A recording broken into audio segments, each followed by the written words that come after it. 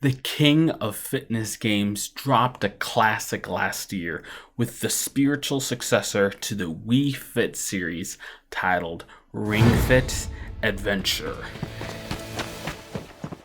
Is this game another way to lose weight, or is it yet another Nintendo peripheral that will be coming to a Goodwill near you? Let's find out when I play Ring Fit Adventure for 30 days.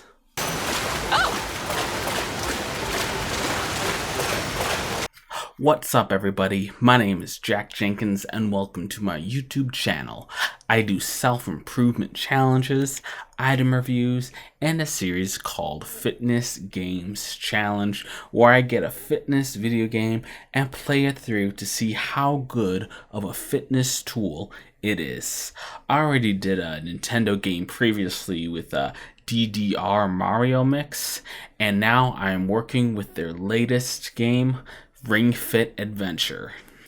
As a side note, the challenge and the footage I used took place back in April of this year. I just hadn't had a chance to review it due to the increased workload thanks to the coronavirus pandemic. I hope you and all your friends and family stay safe during these troubled times. Now, let's get started.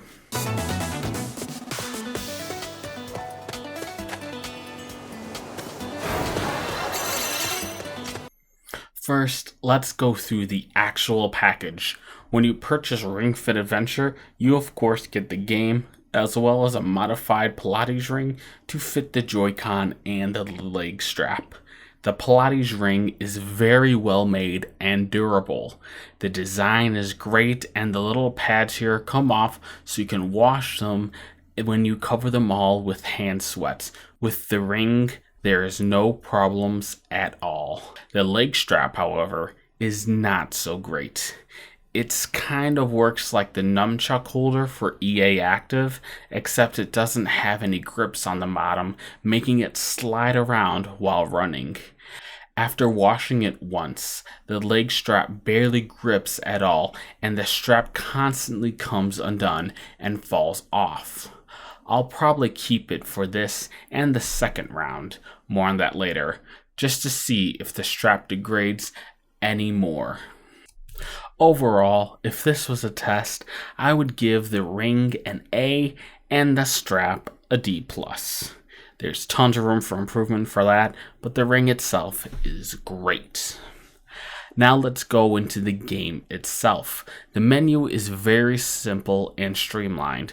You have the main adventure mode where all the action and fun takes place. You also have the ability to work out just what you want, and most interestingly, a dance mini game that just came out when I got it. I immediately played this when it first came out, and the first day, as you can see from the footage, and I can say that I am a big fan of this mode. You twist the ring con and either squeeze or pull depending on the ring and type, ducking over walls when they come. If you expand the moveset a little and add maybe 60 more songs throughout Nintendo's library, this could be a full-fledged game on its own right. It's included for free, and all I can say is that it's an enjoyable distraction. There are a few other modes, but the main reason why you picked up this game is for the adventure mode. Let's get started. The adventure mode is super cool. It starts off with you creating your own character to your liking. After that, there's a quick skippable cutscene of you stumbling upon this ring that tells you to pull it. You do so for some reason and unleash the main villain in this game, the buff and evil Drago. From there, you'll notice the ring talking to you and asking you for help him to gain the power and defeat Drago. The basic story is kind of like the Legend of Korra episodes on the first Avatar, where you have to free the spirit, where you accidentally freed an evil spirit and you have to help them fight it, but it's less annoying. I really hate humans! From there, you go into the different world maps, which will take you to the different levels that you will need to complete to get to Drago. During my 30 days of playing the game, I reached about World 7, with each world containing different levels and minigames. During the main levels in each world, you will run around and determine a path until you reach the goal.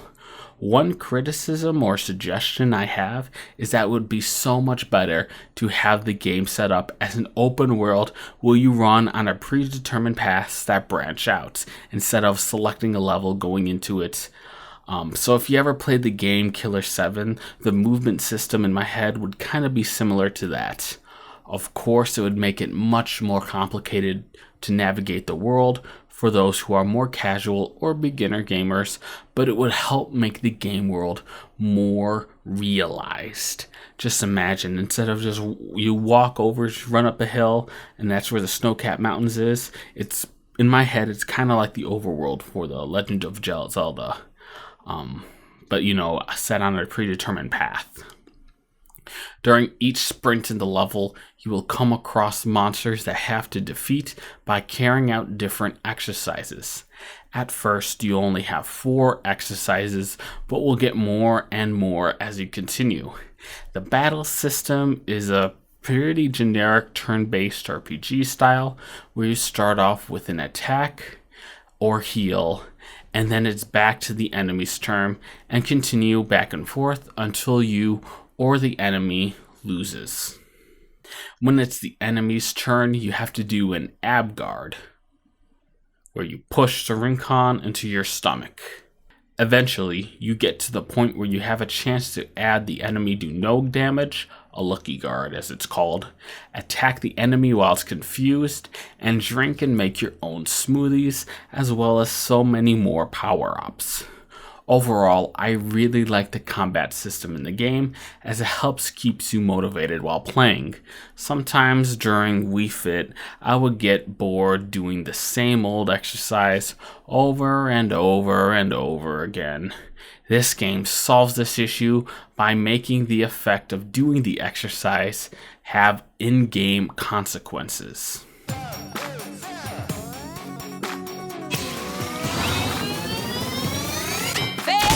Let's keep going! Nice! Yes! Yes! Good job! The more battles and levels you complete, the higher your level will be. As you get more levels, your attack power and defense will increase, as well as you get the ability to unlock more exercises and a skill tree so you can pick what you want to upgrade. By the end of the 30 days of playing, I was on level 51 with about a third of the skill tree unlocked.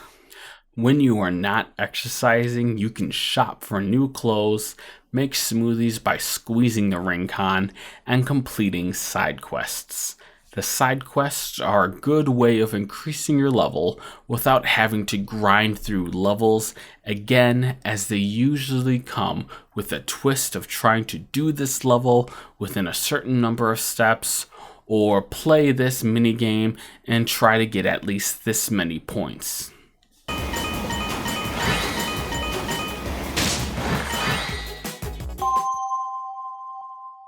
The side quests are fun, but I wish there were a lot more of them.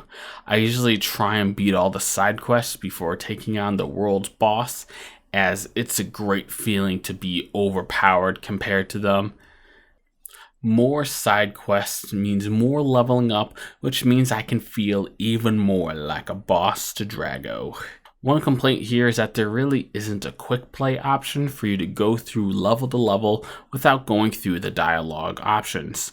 Between shopping, making smoothies, changing your outfit, swapping your fit skills, spending your skill points, and more, it's easy to spend a lot of time in the map and in the menus.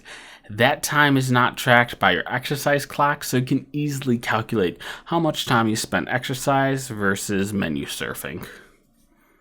Overall, during the 30 Overall, during the 30 days while I was playing Ring Fit Adventure, I was having a blast.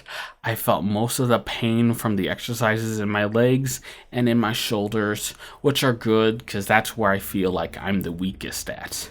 The game did a great job of keeping me motivated and making me want to keep playing, and sometimes I did even past the 30-minute timer.